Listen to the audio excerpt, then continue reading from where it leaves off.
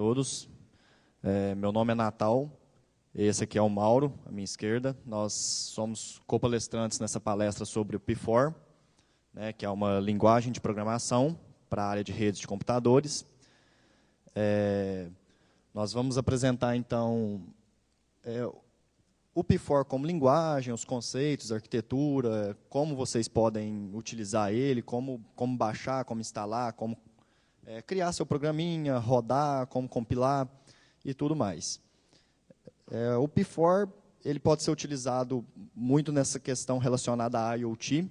Ele é bem novo, ele ainda está na academia, né, surgiu esse ano, mas a gente consegue...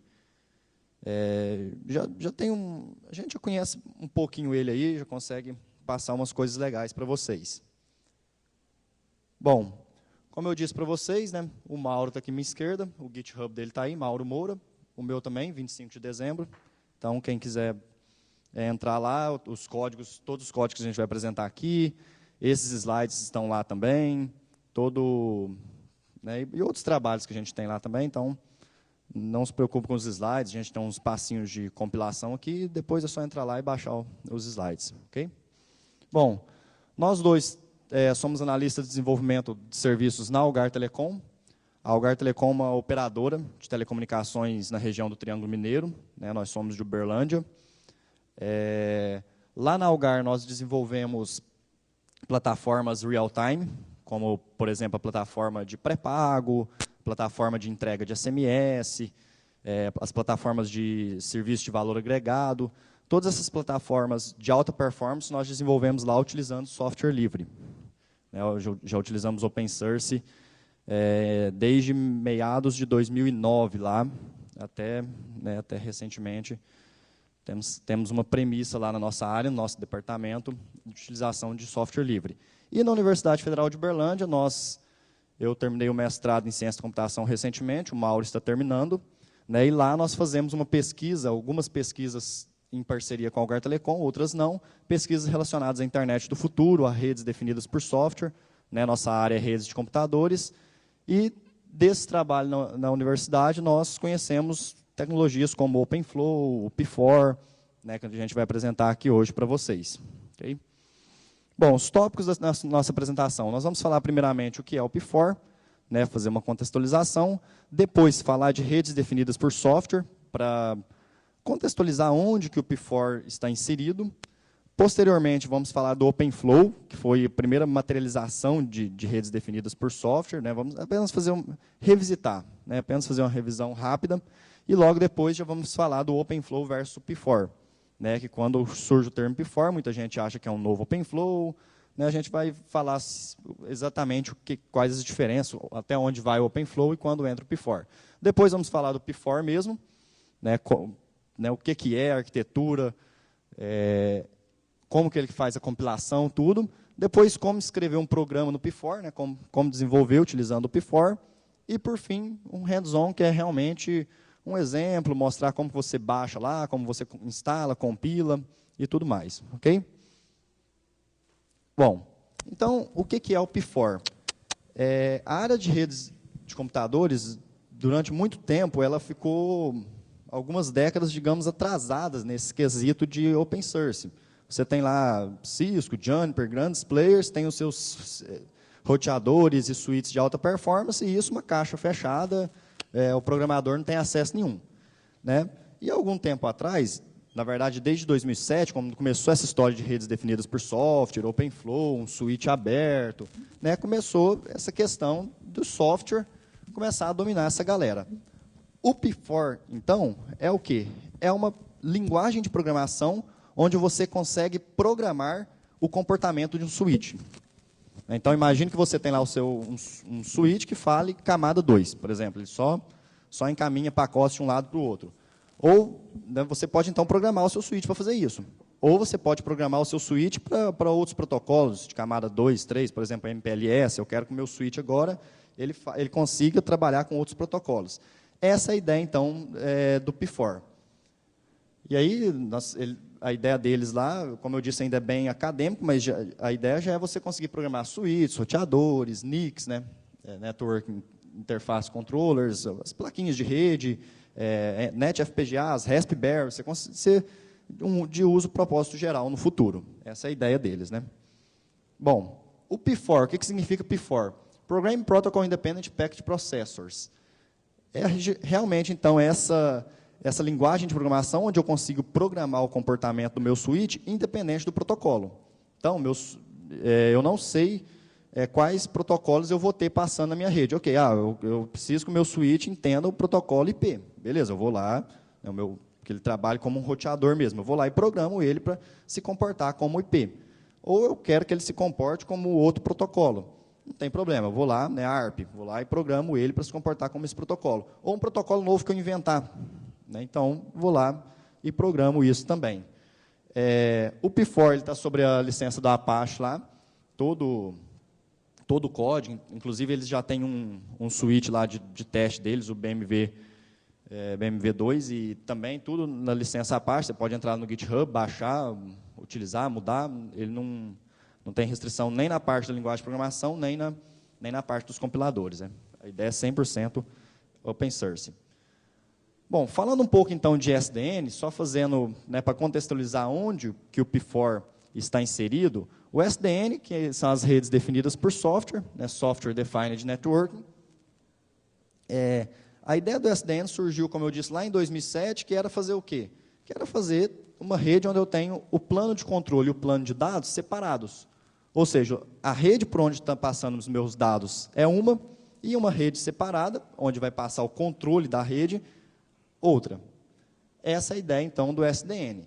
O SDN surgiu lá na academia em 2007, e hoje ele é uma realidade, muitas, principalmente operadoras nos Estados Unidos, algumas grandes players como o Google, por exemplo, o B3, que é a rede que interliga os 9 data centers do Google, é feito utilizando SDN. Então, isso é uma realidade bem ampla aí. Basicamente, essa é a ideia. Eu tenho o meu plano de dados, então, ele só vai encaminhar pacotes de um lado para o outro. Ele não tem que ter lógica de controle nenhuma. Qualquer lógica de controle vai para uma rede separada. Em redes de computadores, internet, isso foi novidade. Na nossa área, a área de telefonia, não. Na área de telefonia, isso aqui sempre existiu. Só que lá na telefonia a gente chama de plano de sinalização e plano de controle. Então, o SS7, que é a camada de sinalização que a gente usa em telecom, sempre teve sinalização. Né? Lá os dados é a voz do cliente. É quando estabelece o canal de ponta a ponta, e isso está num plano, e lá no plano de sinalização você tem toda a sinalização acontecendo, fazendo os controles, fazendo as rotas, fazendo a chamada chegar de um lado para o outro. A primeira, como eu disse, a primeira materialização de SDN, ou seja, a primeira implementação open source de SDN, e a mais famosa, a mais utilizada, foi o OpenFlow. Vou fazer uma breve explicação dele aqui, só para revisitar mesmo. A ideia do OpenFlow é simples. Imagine você chegar, principalmente numa grande operadora de telecom, ou num grande player de internet, e falar o seguinte, estou aqui, imagine igual nós temos um pé na academia, eu sou um acadêmico, sou um professor, um pesquisador, eu quero testar, então, um novo protocolo aqui. Estou desenvolvendo meus alunos um novo protocolo que resolve determinado problema. Como é que você chega numa operadora de grande porte e fala para ela, olha, é o seguinte, eu quero testar aí na sua rede de produção. O cara vai falar, você está louco? Isso aí não tem... Nunca que eu vou deixar você colocar isso aqui concorrendo com o meu cliente aqui, banda larga, meu cliente... Nunca, esquece. Então, a ideia do OpenFlow é simples. O encaminhamento, os suítes continuam, então, processando encaminhamento comum, lá, a parte de produção continua encaminhando pacotes de um lado para o outro, mas você tem, então, um processamento separado em que o próprio usuário, ou seja, o programador, define o que vai acontecer. Como que eles desenvolveram o OpenFlow na prática? Basicamente, você teria...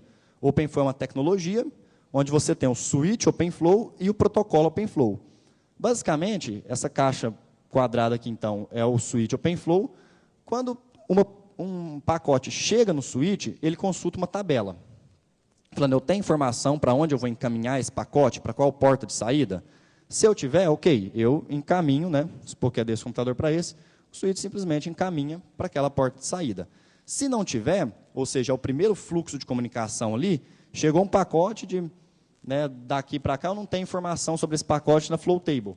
Ok, ele manda, então, esse pacote para um controlador externo, que aí a gente fala, então, que o controle vai ser feito todo separado ali. Então, manda esse pacote para o controlador externo, esse controlador é uma aplicação ali, aplicação C, Java, rodando ali, C++, aplicação qualquer rodando. E esse controlador decide, então, qual que vai ser as tratativas para pacotes daquele tipo. Então, imagine o seguinte, todo pacote que vier do IP, de determinado IP de origem, eu quero que seja encaminhado, e para um IP de destino, encaminhe para essa porta, para uma porta qualquer.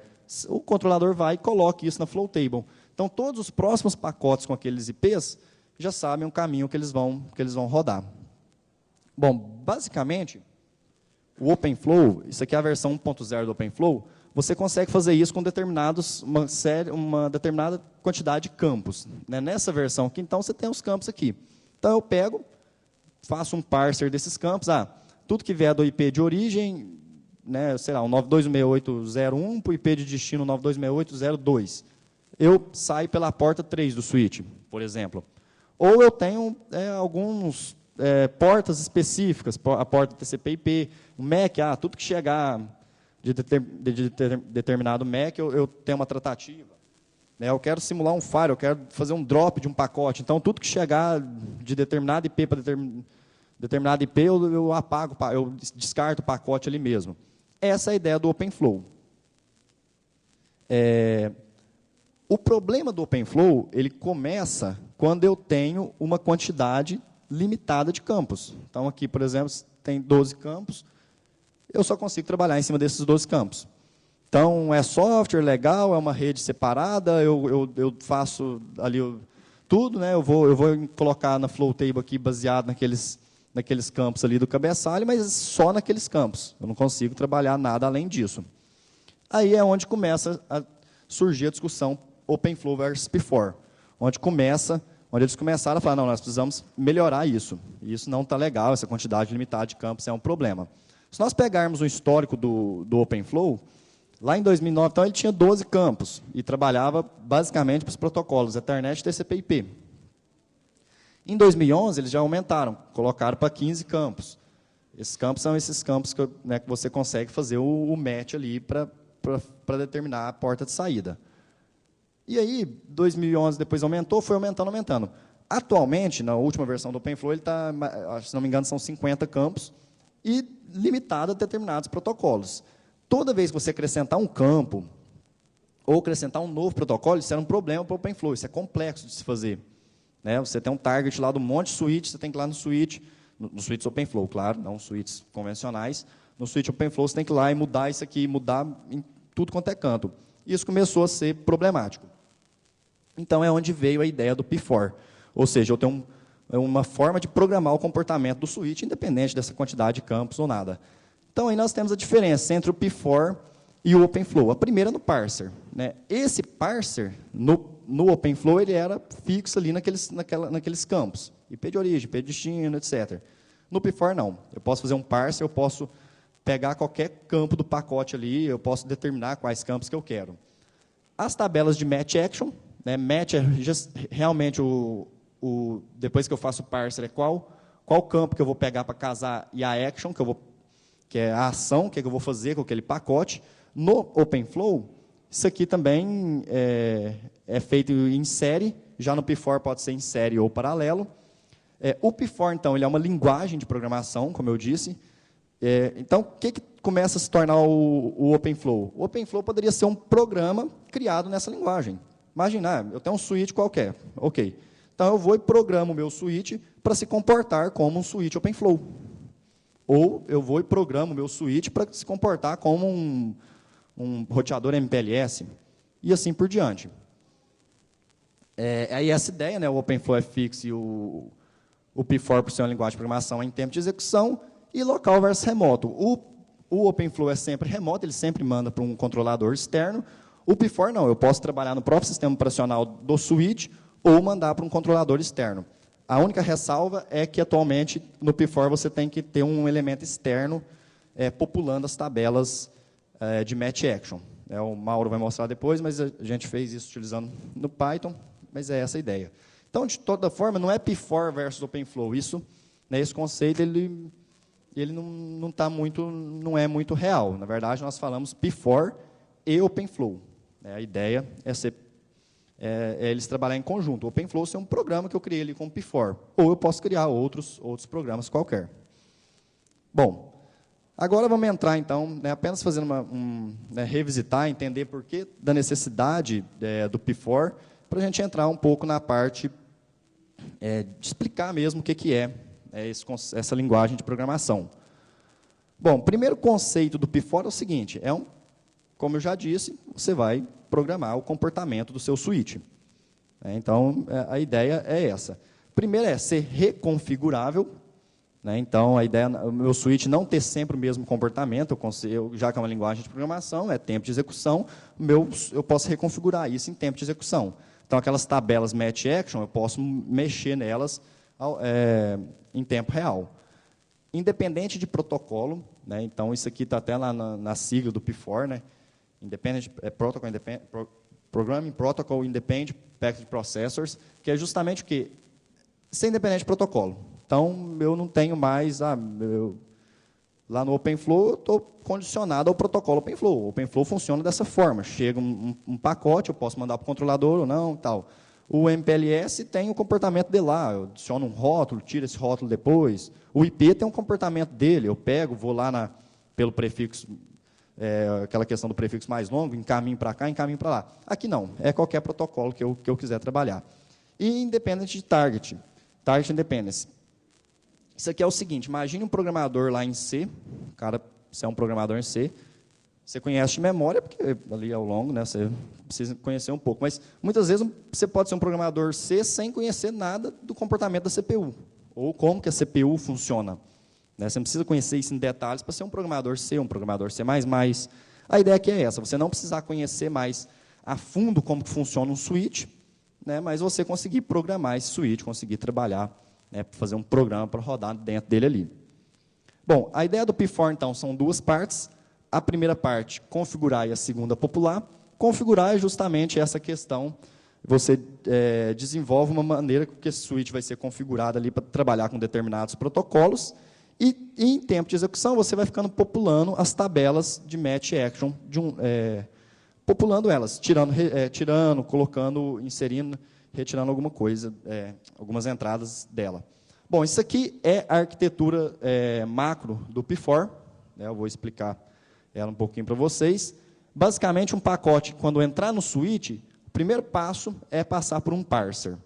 Esse parser, então, é que vai pegar quais campos daquele pacote eu estou considerando. Vamos supor que vou trabalhar com MPLS, IP, sei lá, o IP, vou trabalhar com IP. Então, vou programar meu switch para que ele se comporte tal como o protocolo IP. Nesse parser aqui, então, eu vou ter que falar para ele, vai chegar um pacote aqui, e os primeiros 4 bits desse pacote vão ser a versão, o version lá, conforme a RFC do IP, os próximos outros 4 bits é o IDL, e assim por diante. Você vai fazer o parser, vai falar exatamente quais, aquela sequência de bytes que chegou ali, que chegou na porta do switch, qual que realmente, qual que é a sequência e qual campo que é. De posse disso, você joga na tabela de match action, você pode ter várias tabelas, o conjunto de tabelas de entrada, de match action, e, lembrando sempre, externamente, eu posso estar populando isso aqui em tempo real. A ideia dessas tabelas de match action é justamente isso. Chegou aqui, eu quero, vamos supor, um comportamento, um protocolo que eu vou e mudo o meu IP de origem, por exemplo. Beleza, nessa tabela de match action, então, você pode fazer essas mudanças. E passar para essas outras, para a fila, a fila de encaminhamento, e depois passar para as tabelas de match action de saída. Essas tabelas de match action de saída também eu posso ficar modificando elas, e no final elas vão ter a action que é falar o seguinte, sai para uma porta do switch qualquer. Ou apaga esse protocolo, drop esse pacote, algo nesse sentido. Como o P4 ele é totalmente open source, a parte do compilador, esse negócio tudo, o pessoal não tem nenhum... É open source, você baixa lá, você faz o que você quiser. Então, mas o pessoal encoraja, o time deles lá encoraja o seguinte, você nunca fazer um comportamento que essa parte de ficar configurando essas tabelas, fazer parser, essa parte de configurar nunca atrapalhe o encaminhamento. Porque o objetivo de um switch é encaminhar pacotes, isso tem que ser rápido. né, em redes muito grandes, como operadoras de telecom, isso você não pode, né, isso tem que ser questão de microsegundos. Então, a ideia é essa, nunca programe algo aqui que vai atrapalhar, né, a configuração vai ultrapassar o encaminhamento. Bom, como eu disse para vocês, então, o P4, você vai lá e programa seus .p4 aqui, ó, .p4, né, seu .cpp, seu .java, seu código-fonte. Isso vai para um compilador, e a ideia deles é, depois disso aqui, o programador lá em alto nível não saber mais, né, o comportamento disso, ser independente do target. E aí a ideia deles, hoje só tem o switch lá, o BMV, mas a ideia deles é, eles estão encorajando o pessoal a desenvolver para qualquer, né, para o compilador P4 conseguir compilar para FPGA, para CPU, para Raspberry, para diversos tipos de dispositivo. O FPGA, inclusive, o pessoal lá do Christian lá tem trabalhado nisso, lá o pessoal de Campinas, aqui do Brasil. Bom, e também para grandes, né, para grandes tipos de switch, tipo os hardware de load balance, firewall, que essas grandes operadoras utilizam bastante aí. A ideia da compilação do P4 é justamente, eu tenho o programador, programa, e aí você tem duas etapas de compilação. A primeira, ele gera um grafo direcionado, né, então, nesse grafo direcionado aqui, né, tem a TDG lá, que é a Table Graph Directed, né, essa tabela, esse grafo direcionado, essa tabela é apenas o espelho do grafo. Então, qualquer programador que conheça, né, o básico de grafo consegue programar utilizando o P4, e depois, aí, essa tabela, né, que espelha esse grafo passa um target para o switch. Eles têm algumas preocupações lá ainda, como eu disse, ainda algumas questões acadêmicas que são preocupações. Por exemplo, você tem switches hoje, switches com quantidade limitada de tabelas. Switch que só tem uma tabela, por exemplo. Então, você tem que tomar, eles estão lá, como que eu vou, se eu tenho várias tabelas de entrada, várias tabelas de saídas, tabelas de match action, como que eu transformo isso tudo para um switch que só aceita uma tabela? Alguns switches que não trabalham paralelismo. Alguns switches que... aí você tem a questão da TRAM, da SRAM lá, a questão da limitação de memória de alguns dispositivos. Então, isso tudo está lá no dashboard deles, né? E aqui, como eu disse, atualmente eles têm um switch lá, e esse switch dele, para fazer... tem um Thrift lá, via RPC, você consegue ficar populando essas tabelas em tempo real. Okay?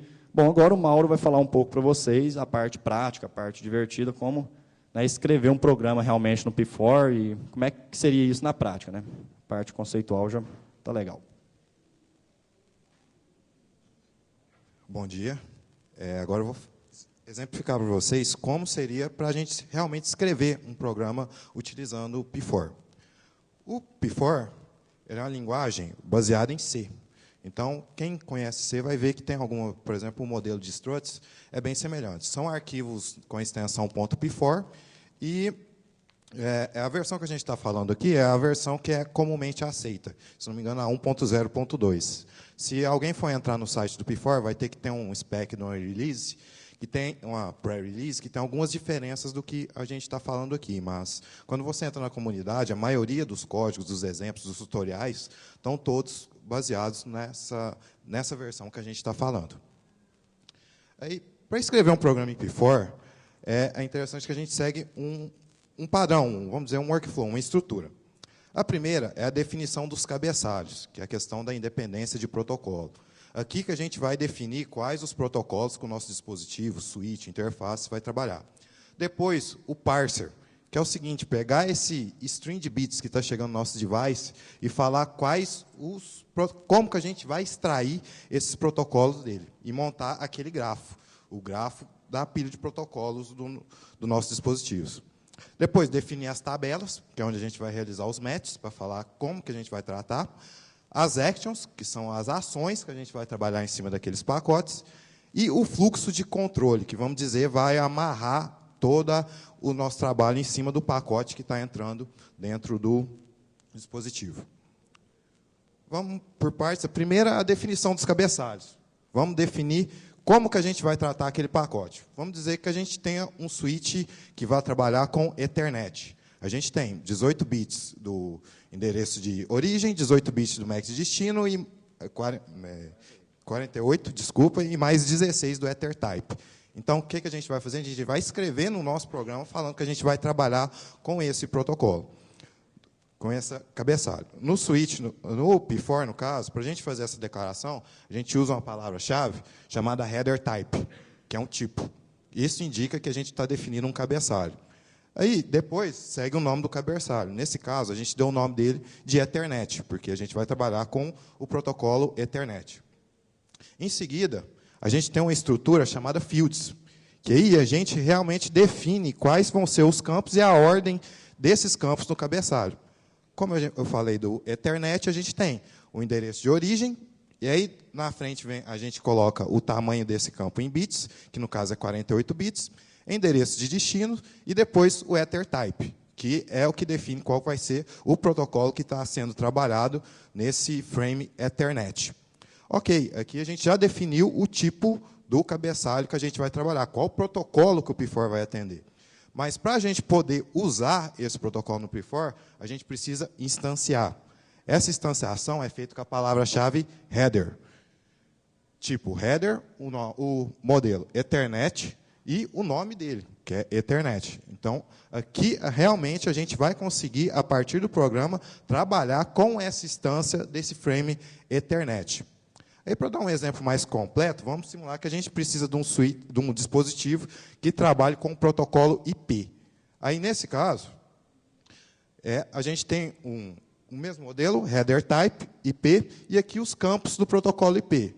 Versão com 4 bits, internal header length com 4 bits. A diferença é que, por exemplo, no IP, a gente tem um campo variável, que é o options, que esse options ele pode variar dependendo das opções que estão colocadas ali no cabeçalho. Aí a gente define ele com um asterisco. E aqui a gente fala o tamanho, que no caso a gente tem o internal header length, que é a quantidade de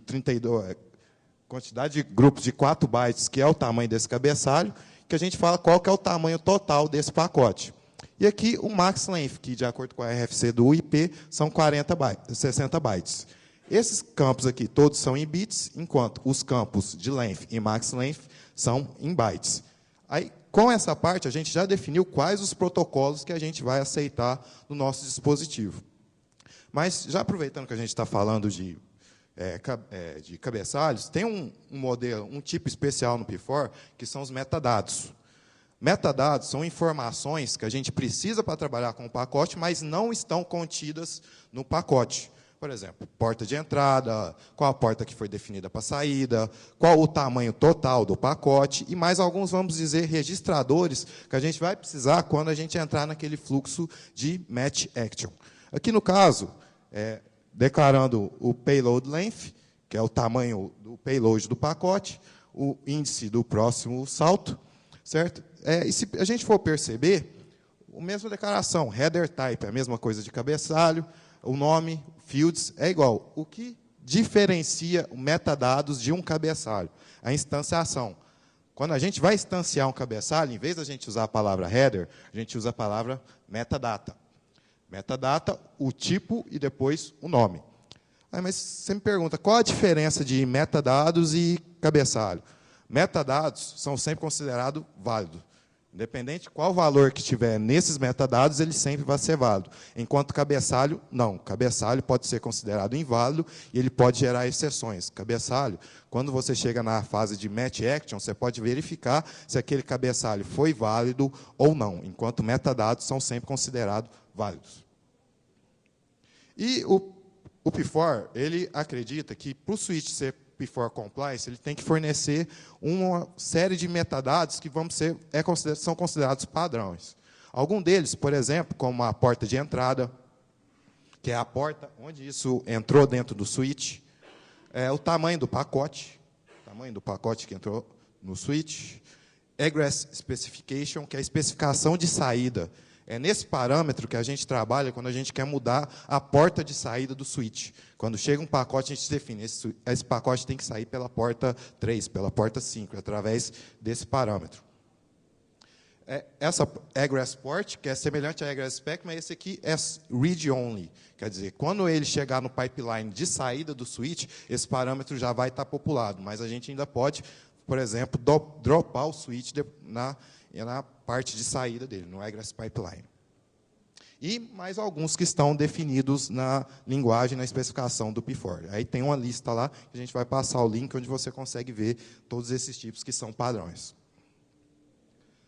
Ok, a gente já pegou, já extraiu o cabeçalho, o que a gente tem que fazer agora? Identificar esses cabeçalhos naquele string de bits que está chegando no dispositivo. Quer dizer, a gente vai pegar aquela quantidade de bits e vai falar qual cabeçalho que está e onde que estão isso. A gente vai pegar, por exemplo, vamos imaginar que a gente tenha um switch que seja Ethernet, certo? Para a gente trabalhar nesse switch, o pacote entrou, a gente vai pegar a string de bits, vai extrair o cabeçalho internet, para depois a gente fazer os match actions. Ver se a gente vai encaminhar esse pacote, se a gente vai dropar, para que porta que a gente vai mandar. Tudo isso que vai gerar aquele grafo direcionado que vai identificar a posição dos protocolos naquele pacote que entrou no switch. Isso aqui é um grafo simples, porque o nosso switch só trata Ethernet. Então, ele só vai pegar o pacote Ethernet, extrair o cabeçalho e passar para frente. Vamos complicar mais um pouquinho. Vamos dizer que a gente tem um switch que já trabalha com IP, ele trabalha também com VLANs. Então, o que acontece? Ele vai ter que extrair o Ethernet, depois ele vai ver, isso é uma VLAN, isso é um IPv4, isso é um IPv6. Se for VLAN, ele vai extrair o cabeçalho VLAN e depois vai ver, é IPv4, é IPv6 e assim por diante. Então, quer dizer, quanto mais protocolos a gente for tratar no switch, maior vai ficar esse parser. E como que a gente faz isso no P4? Como a gente explica para ele qual vai ser os protocolos e como que esses protocolos estão organizados dentro do pacote? É uma estrutura de dados. Uma estrutura de dados chamada parser. O nome dela é parser. O start, entendam fazer uma semelhança como se fosse o main.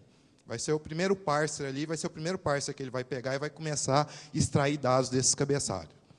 O parser, uma das coisas que a gente pode especificar nele é o return. O return, por exemplo, nesse caso, a gente retorna outro parser. A gente está falando, ó, quando eu entrar nesse parser, me retorne outro parser. Ok. Nesse parser, vamos dizer que a gente vai fazer o parser do Ethernet, que a gente quer extrair o cabeçalho Ethernet daquele fluxo de bits que entraram. Aí, dentro desse parser Ethernet, tem uma estrutura nova que é o extract. O extract, ele recebe como parâmetro a instância. Aquela instância que a gente declarou lá no começo do modelo header, é esse Ethernet aqui. Então, o que ele vai fazer? Vai pegar e vai extrair o cabeçalho Ethernet. A partir daqui, a gente já consegue fazer operações com os bits que foram declarados naquele cabeçalho Ethernet.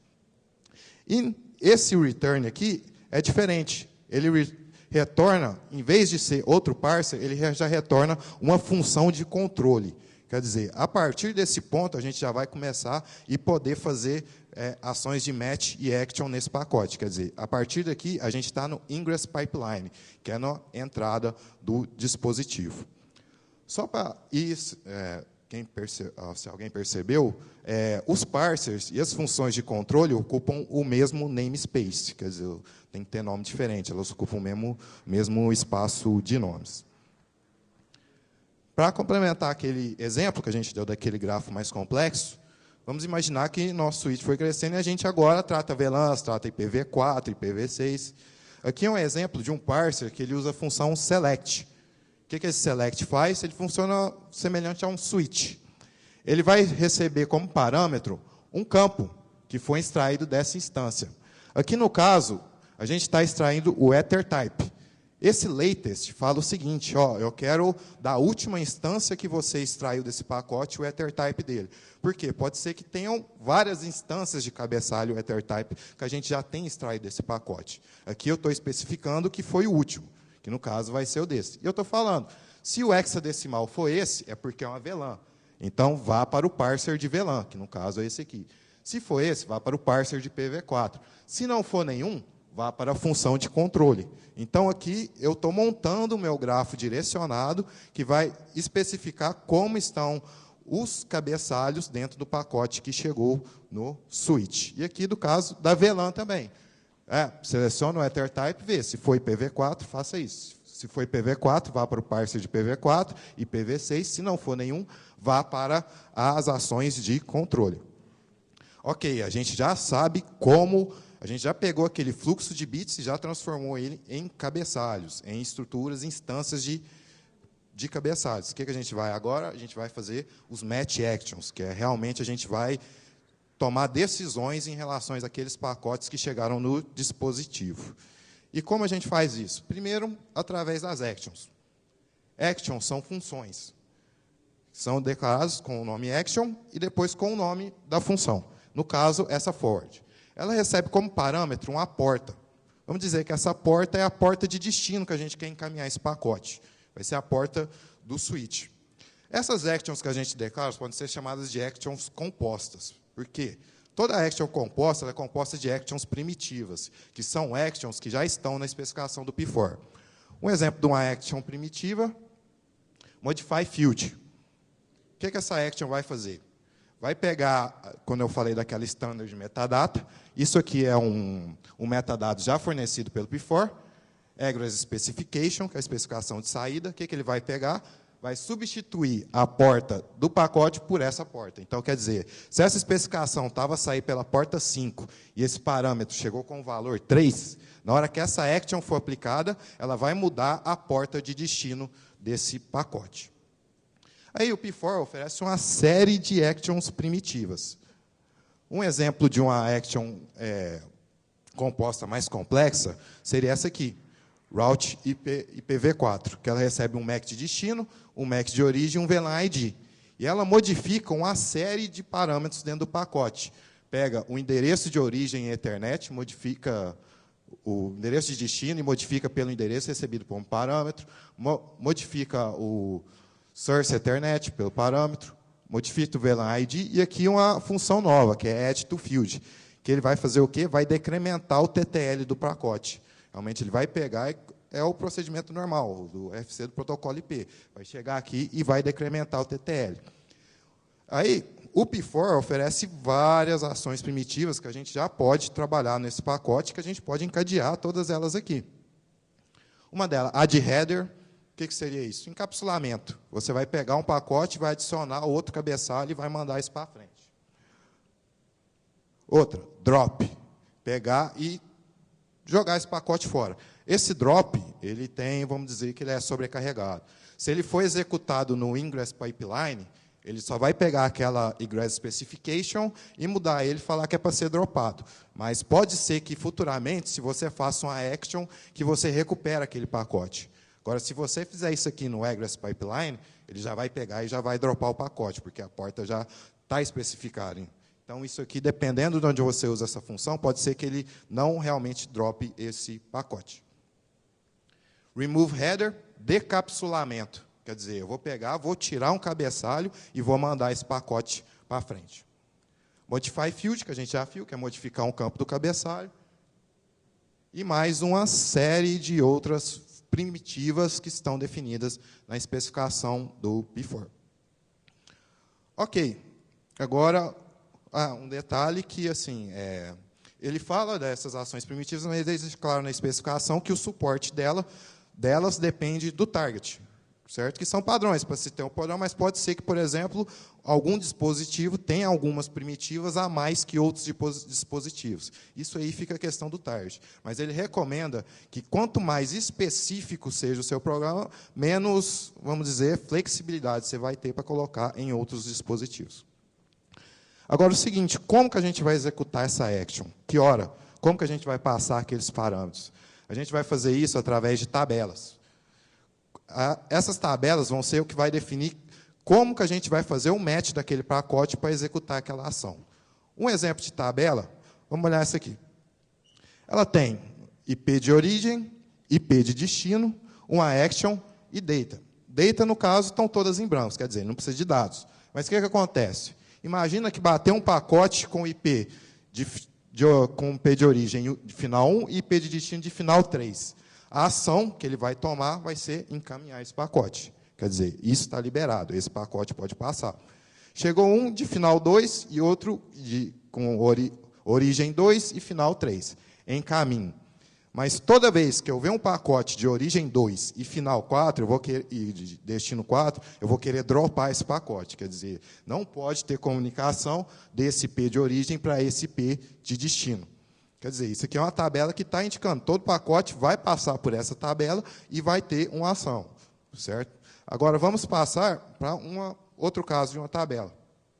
Uma que eu quero fazer o relacionamento de MAC para a porta do switch, que é um comportamento switch da camada 2.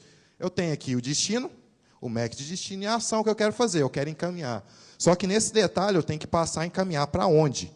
E aqui eu tenho o data falando que a porta é 3. Aqui eu tenho outro MAC falando encaminhar e falando que a porta é 5. Aí a gente viu, por exemplo, naquela action que a gente falou do forward, aquele parâmetro da porta seria passado por aqui, através desse port igual a 5. Então, quer dizer, ele vai executar essa action e vai passar esse parâmetro. No P4, como que a gente faz para definir essas tabelas? É uma estrutura de dados com o nome table, certo? Table, espaço, o nome da tabela. Nesse caso, port vilão. Aí, a gente vai declarar primeiro os campos que a gente quer fazer match, que, no caso, são declarados com a palavra-chave, com a estrutura reads. Aqui, no caso, a gente está pegando IP de origem IPv4, a gente está falando que a gente vai bater exatamente, tem que bater igual. O P4 oferece muitas maneiras de você fazer esse match, não tem só exact, tem lowest prefix match, tem range, tem markers, tem diversos tipos de maneiras que você pode usar para fazer esse match, não precisa ser exato. E aqui o IP de destino, que isso aqui vão virar 2 colunas naquela tabela na hora da gente fazer o tratamento do pacote. Depois, a action, que vão ser as actions que vão ser disponibilizadas na tabela. No caso, a de encaminhar e a de drop. Certo? Aí, todo o dispositivo que for inserir, for retirar alguma coisa daquela tabela, ele vai ter que trabalhar com essas 2 actions aqui. E interessante o size, né? Que é aquela questão, quando a gente for compilar esse programa, que a gente tem que garantir que o dispositivo vai ter suporte a essa tabela. Então, a gente especifica um size. Porque imagina que a gente cria milhares de tabelas. Será que o dispositivo que a gente vai compilar, ele vai ter suporte a esse tanto de tabelas? Será que não corre o risco de, em produção, quando a gente for executar esse programa, ele parar de funcionar por causa que ele não tem suporte a essas tabelas? Então, aqui a gente especifica um size. Quer dizer, o tamanho que a gente espera que essa tabela suporte para o nosso programa poder funcionar. Ele tem também min size e max size. Aqui é como se a gente especificasse os 2 do mesmo tamanho. Interessante é que o P4 não se preocupa na maneira que você vai popular essas tabelas. Ele define só a estrutura. No caso do software suite deles, que é o BMV, eles geram a API Thrift. Através dessa API Thrift, você vai lá e, via RPC, você popula, põe o default dessa tabela também é feito através da API, aí você trabalha com ela, mas isso fica dependente do target que você está usando. Ok, a gente já fez, já tem as ações, já tem os protocolos, e o próximo passo é organizar isso aí tudo. Que ordem que a gente vai fazer isso? Como que a gente vai fazer? Aí é a questão do control flow, que é o fluxo de controle, que é o pipeline de encaminhamento do switch. Aí um exemplo simples aqui é a palavra-chave control, e, no caso, o pipeline ingress, que é o de entrada do switch. O apply, o que ele fala? Para aplicar uma tabela. Aí, no caso, a primeira tabela que eu vou aplicar é o EtherType. Certo? Ele vai lá naquela tabela, vai fazer os match actions, vai modificar, vai fazer o que tiver que fazer com o pacote e depois vai passar para a próxima. Identify port. E assim por diante. Ele vai trabalhando todas as tabelas que estão definidas aqui com o apply. Quer dizer, aqui a gente define a ordem e o que vai ser modificado no pacote. Outro exemplo que a gente pode fazer é aqui, a palavra-chave hit. Ele vai pegar, vai aplicar a tabela, e se essa tabela teve um hit, quer dizer, teve algum campo daquela tabela que correspondeu a algum pacote, ele executou uma action, ele, aplica outra tabela. Aí ele vai para a tabela de drop. Quer dizer, se aplicou, faz outra coisa. E tem outras maneiras também. Por exemplo, aqui, essa routing table, o que acontece? Ela vê qual action que foi usada da tabela. Se essa action for usada, faça isso. Se essa IPv6, faça isso. Se não for nenhuma das duas, aplique a default. E aqui você usa if, else, esse tipo de coisa. Então, você tem muita flexibilidade na hora de trabalhar com o pacote. E você tem também a configuração que você tem o fluxo de controle de saída, que é aí depois onde você definiu a porta, mas ainda você pode fazer algumas modificações, ou então dropar o pacote. Com isso, você pega desde o fluxo de entrada do pacote, da definição dos cabeçalhos, até como organizar isso e como vai ser a interação com isso. Então, você tem totalmente o controle do dispositivo de rede que você está trabalhando. E agora, como que você faz para funcionar, para executar esse programa? Qual que é o procedimento? Vamos botar a mão na massa. A instalação do P4 é só fazer um clone do repositório do P4, lá, P4 Factory, tá? No repositório P4 Lang. Entrou lá dentro, instalou as dependências e configurou a máquina. Tá? Esse procedimento está lá, Ubuntu 14. Você consegue rodar isso no CentOS, Fedora, mas vai dar um pouquinho de trabalho, porque a gente não tem os scripts configurados, mas tem como. Mas esse padrão aqui é para o Ubuntu 14.04. Mas trabalhar com a VM, esse tipo de coisa, você consegue fazer. E como que eu testo? Eu pegar o teste padrão aqui, tem um script lá, um scriptzinho bem simples, em Bash, que ele vai criar uma série de interfaces virtuais, que através, para você, quando você subir o switch, ele vai ficar atrelado a essas interfaces virtuais. Depois, você compila, dentro dessa pasta targets, tem uma dezena de exemplos, L2 switch, envio de mensagens para controlador, contadores, medidores, tem uma dezena de exemplos. Entrou no exemplo MakeBM, ele vai compilar o software do switch do P4, certo? Com aquele programa que você escreveu. Depois, /behavioral model, que esse é o software switch do P4. Ele vai subir uma interface Thrift, que através dessa interface Thrift você consegue interagir com o switch. Os exemplos deles, a maioria, estão em Python. Então, rodando eles com Python, ele vai mandar pacote, configurar a tabela, configurar a rota default, switch, aí você vai conseguir ver o funcionamento certinho do programa. A gente também, no nosso repositório, a gente colocou um exemplo lá, o Hello Switch, que é um exemplo bem simples, que a gente colocou só para uma tabela, só para fazendo parser do Ethernet, tudo, ele já está lá no nosso repositório, a gente só não colocou o README dele, acabando a apresentação aqui, a gente vai colocar lá para ter as instruções certinhas de como você executa. E é isso, programação com P4. Aqui a gente tentou mostrar bem básico, para só dar uma ideia do que é, e para estimular vocês a tentar já fazer seus experimentos e programar os dispositivos. Aqui tem alguns links que a gente acha interessante. Primeiro, o site do P4, p4.org, que é o pessoal de Stanford lá, tudo, o Steve McKinnon, tudo, que tem informações da especificação, os próximos passos, os blogs, esse tipo de coisa. O repositório no GitHub, o repositório onde a gente fez o nosso exemplo, do Hello Switch, e aqui o repositório do nosso grupo de pesquisa lá na UFO, onde a gente tem alguns projetos relacionados à internet do futuro, OpenFlow, novas arquiteturas e esses de comunicação e esse tipo de coisa. Eu agradeço a paciência de todo mundo que ficou para assistir a palestra e abro agora para perguntas. Obrigado.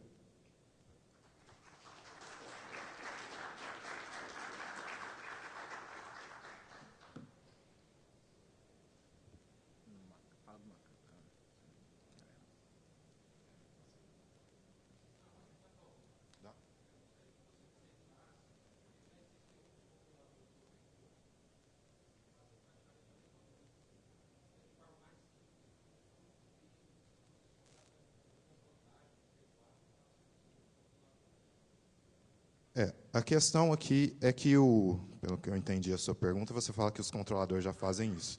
A questão aqui é você realmente programar o switch, certo? Aqui, você poderia ter um controlador que interaja com as tabelas do P4, certo? A vantagem é o seguinte, que você vai poder configurar todo o seu cabeçalho e a maneira que você faz o parse.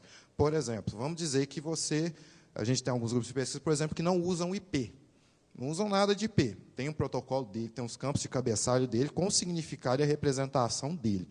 Com o P4, você pode ir lá e configurar o seu switch para entender esses campos. Entende?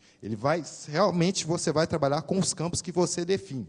Se você está fazendo um projeto experimental, que você criou um EtherType, E esse AlterType vai falar uns campos totalmente diferentes, que ninguém conhece. Você tem lá, você não precisa ter um controlador, às vezes você tem um script lá para fazer teste, certo? Ou você desenvolve a aplicação, coloca lá no Open Daylight, que entende o seu protocolo. Quer dizer, o switch vai entender realmente o seu protocolo.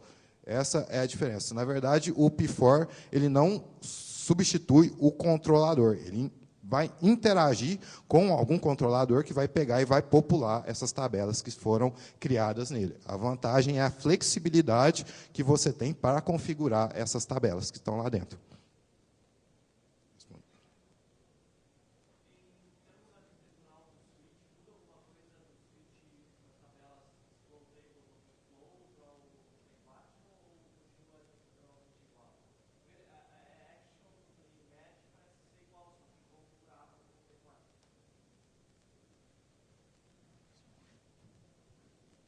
As tabelas do OpenFlow elas são fixas. Então, você tem lá match action e, basicamente, é isso. No P4, você pode definir essas tabelas. Então, você define a tabela da forma que você quiser. Não é uma tabela de match action, mas digamos, o header dessa tabela é variável. Então, vamos supor que você quer fazer um switch que quer simular, sei lá, um firewall, por exemplo. Então, você vai lá e você consegue criar uma tabela que você armazena quais entradas, quais IPs, ou qual range de IPs você vai